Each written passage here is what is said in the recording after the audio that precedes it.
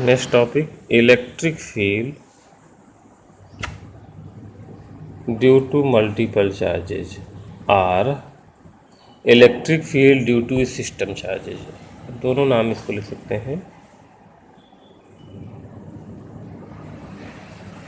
Electric field due to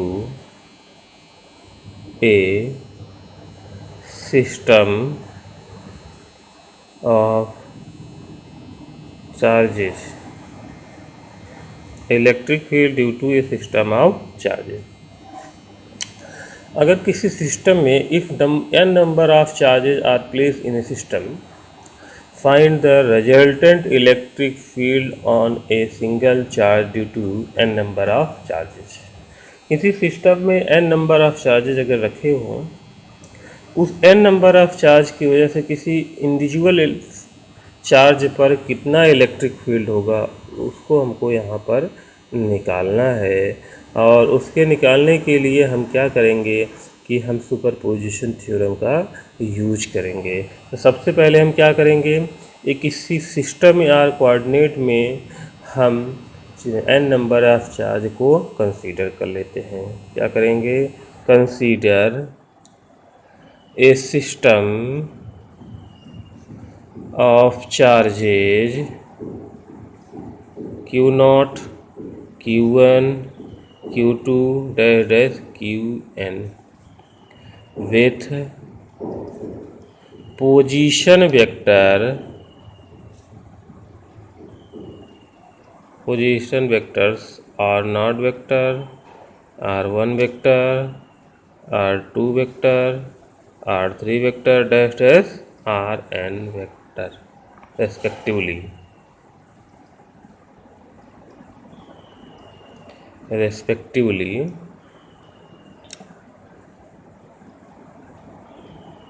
to the same origin capital O। तो अब हम क्या करते हैं, कोऑर्डिनेट ले लेते हैं, X axis, Y axis, origin. इस कोऑर्डिनेट में हम n नंबर ऑफ चार्जेस ले लेते हैं। ठीक है, एक चार्ज Q0 है, कहीं Q1 है, कहीं Q2 है, Q3 है, Q4 है, Q5 है, इस तरह बहुत n नंबर, तो क्या है, Qn चार्जेस हैं। क्योंकि इनकी हमने पोजीशन वेक्टर माना है Q0 का R0 vector, R1 vector, R2 vector, R3 vector, R4 vector, R5 vector, इस तरह n नंबर हैं, तो Rn वेक्टर चार्ज। इस Q1 चार्ज की वजह से इस पर कितना इलेक्ट्रिक फील्ड होगा, Q2 की वजह से इस पर कितना इलेक्ट्रिक होगा, Q3 की वजह से, Q4 की वजह से, Q5 की, Q6, इस तरह n नंबर ऑफ चार्ज की वजह से इस Q0 चार्ज पर कितना इलेक्ट्रिक फील्ड होगा, उसको हमें फाइंड करना है। तो हम क्या करेंगे, तो चाहे तो सिंपली हम निकाल सकते हैं डायरेक्ट इलेक्ट्रिक फील्ड फार्मूला से, पर हम जो है इसको डायरेक्ट ना निकाल के कूलॉम्स लॉ के अकॉर्डिंग पहले इनके ऊपर जो फोर्स लग रहा है उसको निकालेंगे, फिर उसके बाद इलेक्ट्रिक फील्ड निकालेंगे। लिखेंगे according to Coulomb's law the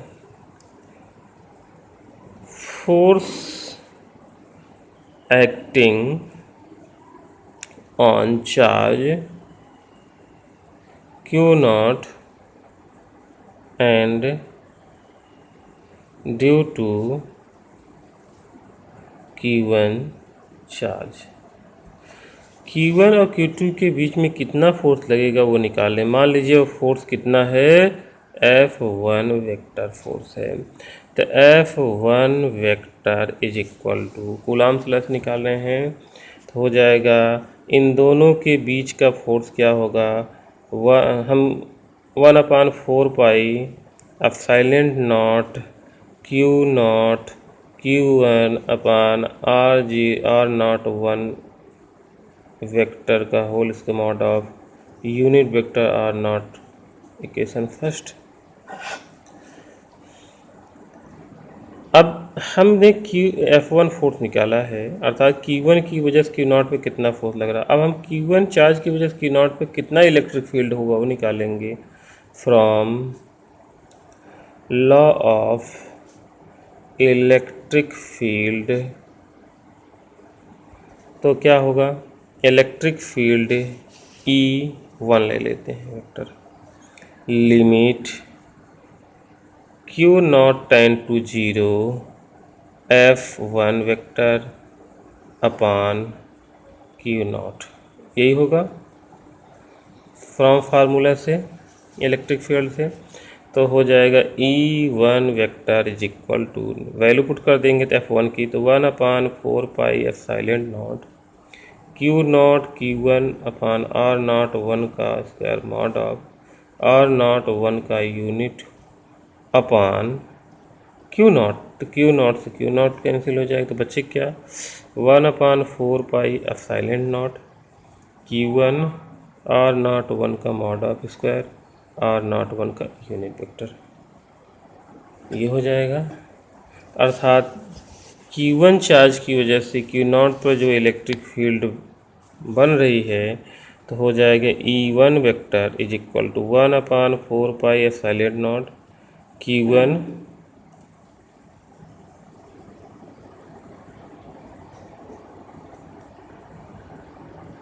R nought 1 का mod of square R nought 1 का यूनिट वेक्टर। तो ये तो हो गया Q1 चार्ज पर की वजह से इलेक्ट्रिक फील्ड, पहला question. Similarly the electric field due to charge Q2 on Q0, तो Q2 चार्ज की वजह से इलेक्ट्रिक फील्ड क्या हो जाएगी, मान लीजिए उसको हमने E2 से डिनोट कर दिया। E2 इज इक्वल क्या हो जाएगी, 1 अपान 4 पाई एप्सिलॉन नॉट। यहाँ Q1 है तो यहाँ क्या हो जाएगा, Q2 अपान R02 वेक्टर का whole square mod of R02 का unit vector. This is equation second. इसी तरह हम फिर से सिमिलरली ले लेते हैं एक बार और, the electric field due to charge Q3 on Q0, तो Q3 चार्ज की वजह से इलेक्ट्रिक फील्ड क्या होगा, E3 vector 1 upon 4 pi epsilon nought Q3 R03 का वेक्टर का स्क्वायर मॉड R03 का यूनिट वेक्टर। इस तरह हम n नंबर ऑफ चार्ज को हम nवें नंबर निकाल लेते हैं। nवें नंबर के चार्ज की वजह से जो इलेक्ट्रिक फील्ड लगेगा वो होगा En vector 1 upon 4 pi epsilon not Qn vector R not n का मॉड वेक्टर का mod square R not n का unit vector. This is the nवां इक्वेशन। अब हम यहाँ पर अप्लाई करेंगे superposition principle from superposition principal.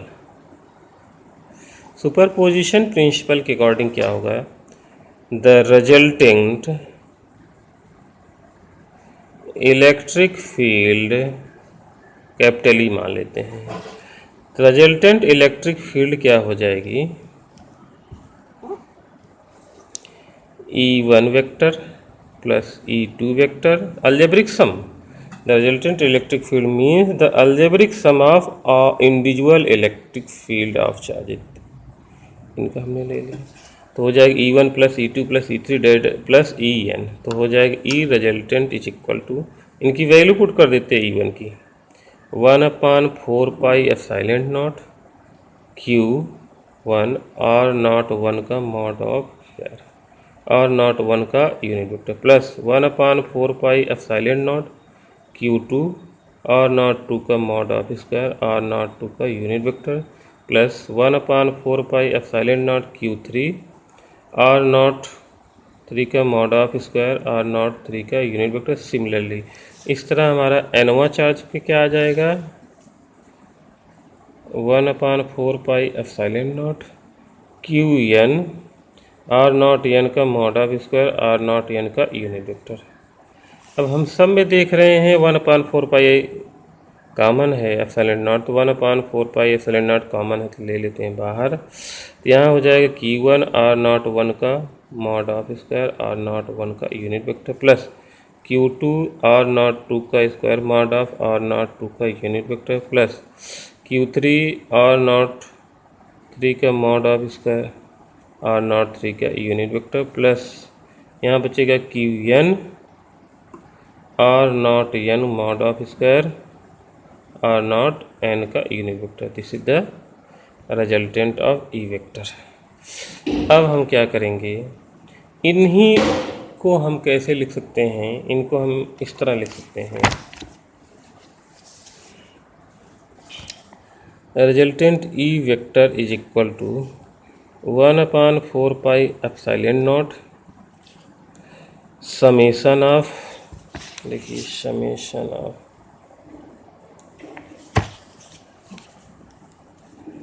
n is equal to 1 to n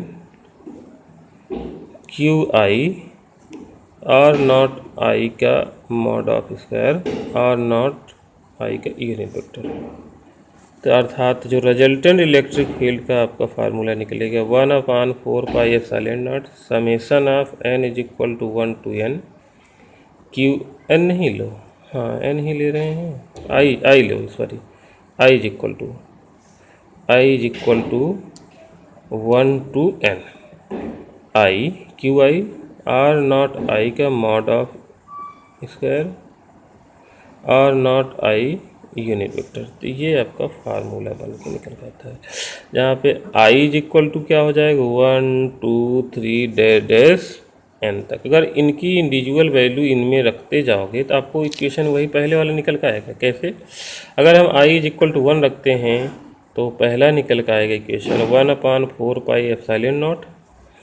अब यहाँ Qi की जगह हम 1 रखेंगे, i की जगह तो Q1 हो जाएगा, और यहाँ पे मॉड ऑफ आर नॉट 1 का स्क्वायर, और यहाँ इस वाले i की जगह 1 रखेंगे तो आर नॉट 1 का यूनिट वेक्टर। चूँकि अब समेशन लगा तो अगला लिखेंगे प्लस। अब i इज इक्वल टू 2 रखेंगे तो क्या आ जाएगा 1/4 pi epsilon nought Q2 R nought 2 का mod of square R nought 2 का यूनिट वेक्टर। तो दो i इज इक्वल टू 2 के लिए हो गए। सिमिलरली अब हम फिर प्लस लगाएंगे क्योंकि समेशन लगा है, तो हो जाएगा next equation i is equal to 3 के लिए 1/4 pi epsilon nought Q3 R nought 3 का square mod of R nought 3 का यूनिट वेक्टर। इसी तरह हम n टर्म तक हम निकाल लेंगे। तो यही ऊपर वाले को हम एक्सप्रेशन कर सकते हैं। ये आपका resultant of the electric field in a system find हो जाएगा। Thank you.